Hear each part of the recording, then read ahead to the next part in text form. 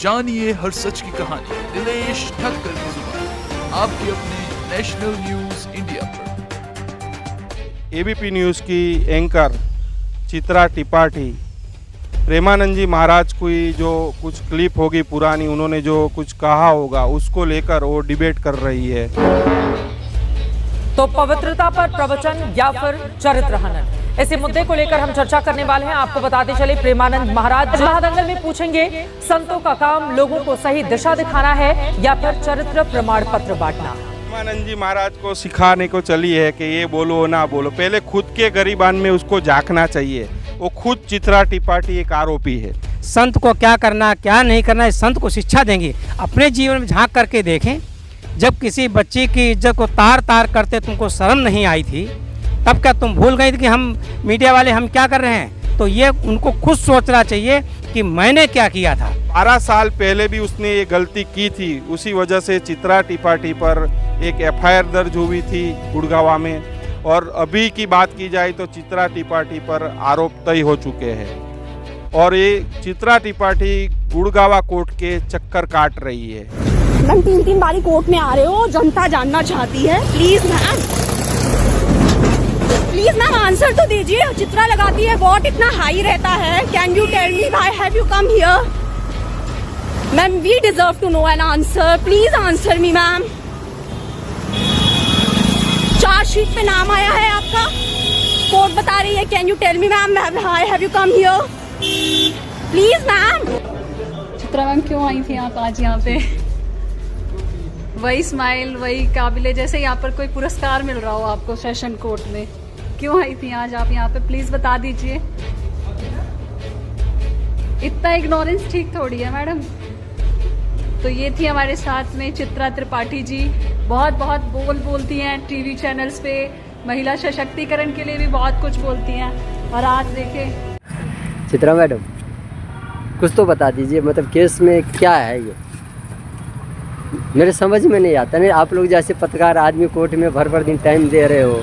Gurgaon court के अंदर उसके ऊपर अनेक धाराओं लग चुकी है पोस्को के अदालत में, और पोस्को की अदालत में उस पर मुकदमा चल रहा है। खुद एक आरोपी है और वो चली है महिलाओं की सुरक्षा की बात करने। खुद ही महिला की इज्जत के साथ उसने स्टूडियो में नहीं, जो व्यवस्था बनाई है नहीं, इस देश के संतों ने बनाई है। अगर इस देश के संतों ने नहीं बनाई होती तो आज आपको DA में टेस्ट कराना पड़ता कि आपका बाप कौन है।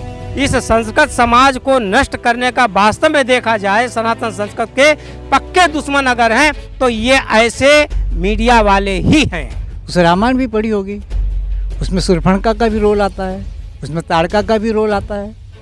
ये बहन जी को बोलो आप कौन से क्षेत्र में से आती हो? आपको जाग जाना चाहिए संतों के ऊपर, संतों के चरित्र ऊपर, संतों के ऊपर दाग लगाने से पहले।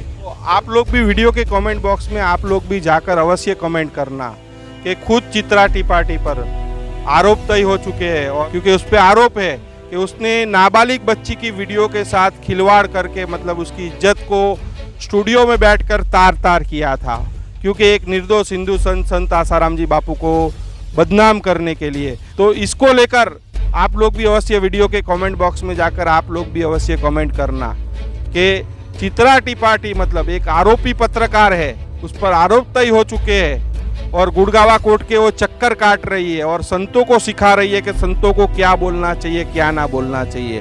तो आप लोग भी अवश्य वीडियो के कमेंट बॉक्स में जाकर आप भी अपनी राय अवश्य रखिएगा।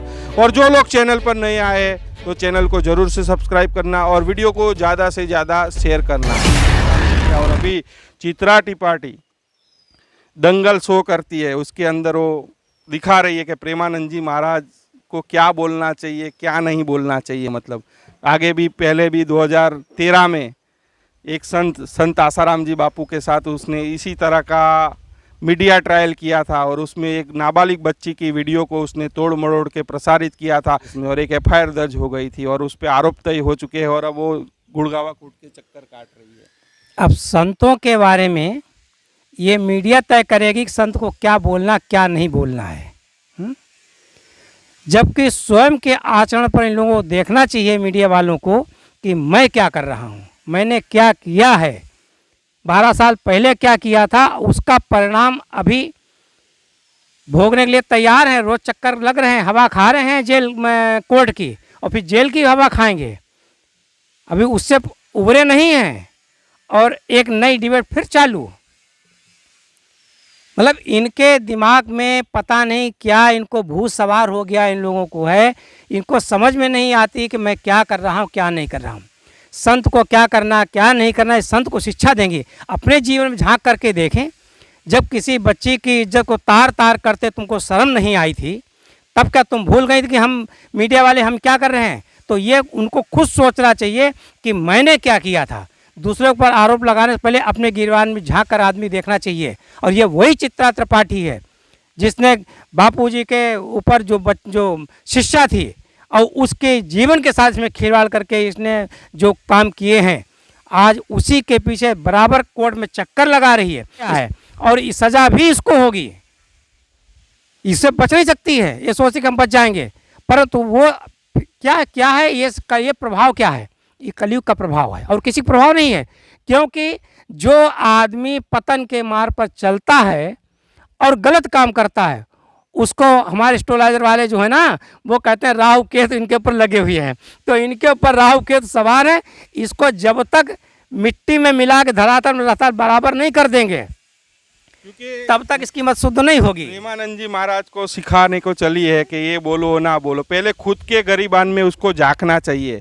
वो खुद चित्रा त्रिपाठी एक आरोपी है। मतलब गुड़गावा कोर्ट के अंदर उसके ऊपर अनेक धाराओं लग चुकी है पोस्को के अदालत में, और पोस्को की अदालत में उस पर मुकदमा चल रहा है। खुद एक आरोपी है और वो चली है महिलाओं की सुरक्षा की बात करने। खुद ही महिला की इज्जत के साथ उसने स्टूडियो में खिलवाड़ नहीं किया। अपने आप तो किसी की इज्जत साथ खिलवाड़ करना तो बड़ा अच्छा खिलौना, बड़ा अच्छा लगता है, खिलौनों के साथ खेल रहे हैं।